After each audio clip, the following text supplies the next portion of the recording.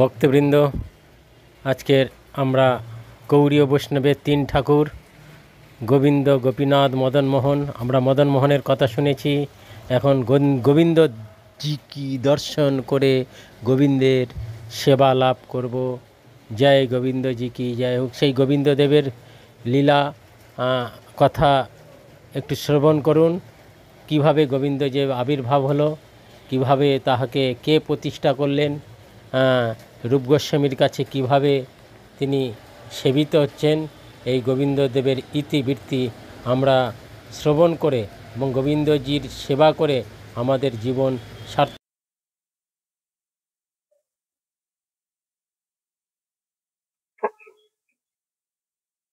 জয় হোক গান্ধার্বিকা গিরিধারী জিউ কি জয় হোক। জয় হোক রাধা গোবিন্দ জি কি জয় হোক। ভক্তবৃন্দ, কয়েকদিন পূর্বে আমরা মদন মোহনের কথা শ্রবণ করেছিলাম। আজকের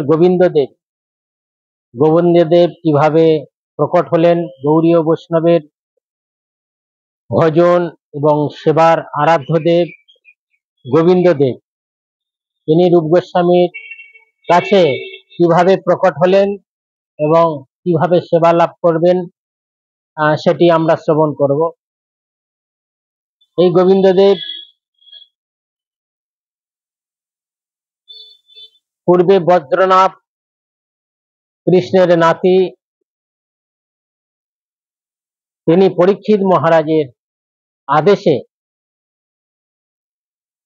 তিনি যখন মথুরায় দায়িত্ব পেলেন, তখন যে মথুরায় কৃষ্ণের লীলাভূমি সুন্দরভাবে প্রকাশ করার জন্য তিনি কয়েকটি বিগ্রহ বানিয়েছিলেন। তার মধ্যে প্রধানত তিনটি বিগ্রহ গৌড়ীয় বৈষ্ণবের: রাধা মদন মোহন, রাধা গোবিন্দ, রাধা গোপীনাথ।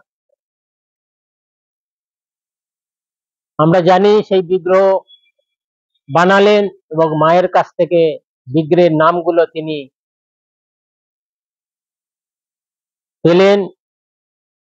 মা বললেন, এই গোবিন্দের নাম অর্থাৎ মুখমণ্ডলটি আমার প্রভু কৃষ্ণের মতোই লাগছে, এর নাম গোবিন্দ দেব রাখো। চরণ দুখালি কৃষ্ণের মতো লাগছে, তা মদন মোহন নাম রাখো। বক্ষস্থলটি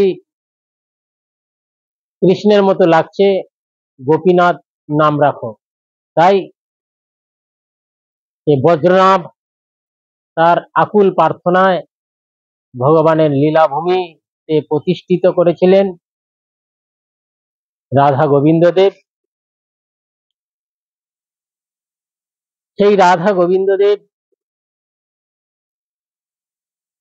যখন মহাপ্রভু রূপ গোস্বামীকে বৃন্দাবনে ভজনের আদেশ দিয়েছিলেন এবং যে চারটি কাজ দিয়েছিলেন, তার মধ্যে বৃন্দাবনে শ্রীমূর্তির প্রকাশ, সেবা পূজার প্রকাশ, তা তিনি বৃন্দাবনে এসে, রূপ গোস্বামী বৃন্দাবনে এসে আকুল প্রাণে গোবিন্দদেবকে ডাকছে, হে গোবিন্দ, হে প্রাণদন, হে তুমি নাকি দিব্য বৃন্দায়ন কল্পদ্রুমাদ রূপে তুমি নিত্য সেবা গ্রহণ করছো গোপীদের কাছে, একটু দর্শন দাও, একটু প্রকট হও।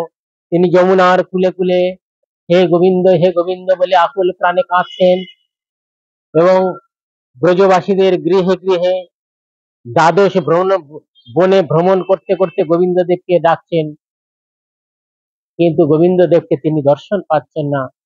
হঠাৎ যমুনার তটে, যমুনার দিকে তাকিয়ে অঝল নয়নে রূপ গোস্বামী কাঁদছেন, হে প্রভু, তাহলে প্রভু আমাকে আদেশ দিলে তোমার সেবা লাভ করার জন্য, তোমার দর্শন কবে পাবো, তোমার সেবা কবে করব। তখন একজন বালিকা তিনি এসে রূপ গোস্বামীকে বলছেন, বাবা তুমি গোবিন্দ দেবকে দেখবে, এসো আমার সঙ্গে এসো।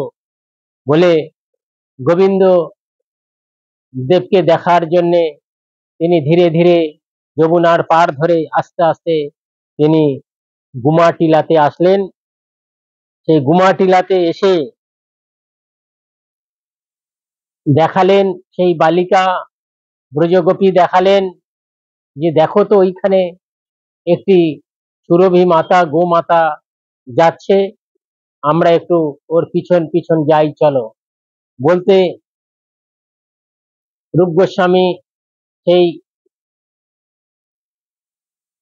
গোপিকার পিছন পিছন গিয়ে হঠাৎ দেখছেন যে ওই গাভী মাতা সুরভি মাতা একটি বিগ্রহের মধ্যে অঝরে দুগ্ধ বর্ষণ করছেন, গোবিন্দকে নিজ দুগ্ধ দিয়ে স্নান করাচ্ছেন। আর ইতিমধ্যে সেই বালিকা অদৃশ্য হয়ে গেলেন। এই অভিষেক, গোবিন্দের অভিষেক, এই মূর্তি দর্শন করে তিনি মূর্ছিত হয়ে পড়ে গেলেন। আহা, আমার জনম ধন্য, আমার সাধন মজন ধন্য, আমার বৃন্দাবনে আসা ধন্য। এইভাবে তিনি আবার সচেতন হয়ে উঠে ব্রজবাসীদের গৃহে গিয়ে ব্রজবাসীদের একত্র করে বললেন, আমার ইষ্টদেব এইখানেই আছেন, আপনারা আসুন। সকলকে ডেকে সেই জঙ্গলের মধ্যে গোমাটিলার মধ্যে নিয়ে গিয়ে এই গোবিন্দদেবকে উদ্ধার করলেন এবং গোবিন্দদেবকে একটি গোমাটিলার মধ্যে প্রতিষ্ঠিত করে গোবিন্দদেবকে বিশেষ অভিষেক করলেন এবং পূজা পাঠ করতে শুরু করলেন। এইভাবে গোবিন্দদেবের আরাধনা করছেন। ইতিমধ্যে প্রভুর ইচ্ছা, গোপাল ভট্ট গোস্বামীর জয়পুরের যে মানসিংহ রাজা, তিনি দেখতে আসলেন এবং তিনি আদেশ দিলেন যে সুন্দরভাবে একটি মন্দির নির্মাণ করো। এই গোবিন্দদেবের কীর্তন শোনাবার জন্য তানসেন হরিদাসও আসতেন, কিন্তু মানসিংহ তিনি লাল পাথর দিয়ে এই গোবিন্দদেবের বিশেষ 7 তলা একটি মন্দির নির্মাণ করে দেয় 1990 খ্রিস্টাব্দে। সেই মন্দির নির্মাণ করে দিলে খুব সুন্দরভাবে গোবিন্দের সেবা পূজা চলছে।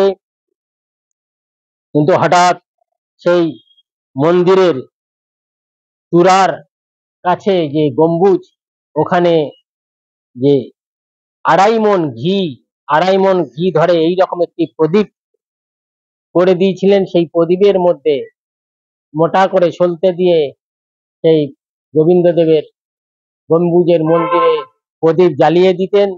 এদিকে দিল্লির সিংহাসনে তখন মোগল সাম্রাজ্য, ঔরঙ্গজেব, তিনি ওখান থেকে বৃন্দাবন থেকে দিল্লি থেকে রাজ সিংহাসন থেকে তিনি দেখছেন এইখানটায় এত আলো জ্যোতির্ময় কেন। তখন তার সৈন্যদের জিজ্ঞেস করলেন, এই সামনে বৃন্দাবন আছেন, এখানে একটি গোবিন্দ মন্দির, এই মন্দিরের ভক্তরা ঘিয়ের বাতি দিয়েছেন, সেই বাতিতেই পুরো বৃন্দাবন আলোকিত। তা বলে এই তো ঠিক নয়। তখন তিনি সেই মন্দিরকে আক্রমণ করার জন্য মেলছড়া পরিকল্পনা করলেন। ইতিমধ্যে ভগবান অন্তর্যামী এই মানসিংহ রাজাকে আদেশ দিলেন যে আমাকে জয়পুরে নিয়ে চলে এসো। তখন ইতিমধ্যে গোবিন্দজীবকে জয়পুরের রাজা তিনি নিয়ে এসে কাম্যবনে কয়েকদিন ছিলেন। ওখান থেকে ঠাকুরজিকে জয়পুরে কনক ঘাটিতে আসেন, জয়পুরে কনক ঘাটি থেকে ওখানে জয়পুরে সেই গোবিন্দজির মন্দির নির্মাণ করে দেয়। কেন? গোবিন্দদেব ওখানে ভক্তের কাছে খুব সুরক্ষিত ভাবে থাকবেন এবং তিনি ভক্তের কাছেই ভগবান থাকেন। ইতিমধ্যে আক্রমণ করলেন পাঠানরা, অসংখ্য সৈন্য দিয়ে সেই মন্দির ভাঙতে শুরু করলেন। 7 তলা মন্দির থেকে প্রায় 3 তলা কাছাকাছি ভেঙেছেন। ইতিমধ্যে দেখা গেল প্রচুর বানর সৈন্য এসে সেই মেলচ্ছ সৈন্যগণকে, মোগল সৈন্যগণকে কামড়ে দিয়া, খিমচে দিয়া, হত প্রতিহত করে তাদেরকে বিচ্ছিন্ন করে দিলেন। তারা আর মন্দির ভাঙতে পারল না। তারা পালিয়ে গেল। এখনো আমরা বৃন্দাবনে গেলে সেই গোবিন্দজির এখনো চারতলা মন্দির দেখতে পাই, এবং যে রূপ গোস্বামীর যে আহ যে আদি যে প্রতিষ্ঠিত বিগ্রহ জয়পুরে বিরাজ করছেন এই মানসিংহ রাজ দরবারে। ভক্তরা গেলে দেখতে পাবেন জয়পুরে। অবশ্যই জয়পুরে সেই গোবিন্দজি দর্শন করবেন। জয় গোবিন্দজি কি জয় হোক। গোবিন্দজি আমাদেরকে সেবা পূজার শিক্ষা দেয়, কিভাবে গোবিন্দের সেবা করলে আমরা প্রেম লাভ করব। তাই অভিধেয় তত্ত্ব, গৌড়ীয় বৈষ্ণবের অভিধেয় তত্ত্ব, অভিধেয় বলতে সেবা, গোবিন্দের সেবা না করলে জীবের কোনো মুক্তির উপায় নাই। জয় গোবিন্দজি, জয় গোবিন্দজি, জয় গোবিন্দ। জয় শ্রী শ্রী রাধা গোবিন্দ দেব জিউ কি জয়। রূপ গোস্বামীর প্রাণধন হে, জয় হোক গোবিন্দজি কি জয় হোক। দিব্যোদ্বিন্দ্রায়ণ কল্পদ্রুমাদ শ্রীমৎ রত্নগার সিংহা সনস্তৌ শ্রী শ্রী রাধা শ্রীল গোবিন্দ দেব্য পৃষ্ঠলেব্য সেব্য মানব স্মরামি। সেই দিব্য বিন্দ্রায়ণ শ্রী রত্ন সিংহাসনে যে রাধা গোবিন্দ বিরাজ করছেন, সেই রাধা গোবিন্দের সেবায় আমরা নিযুক্ত হতে পারি। এই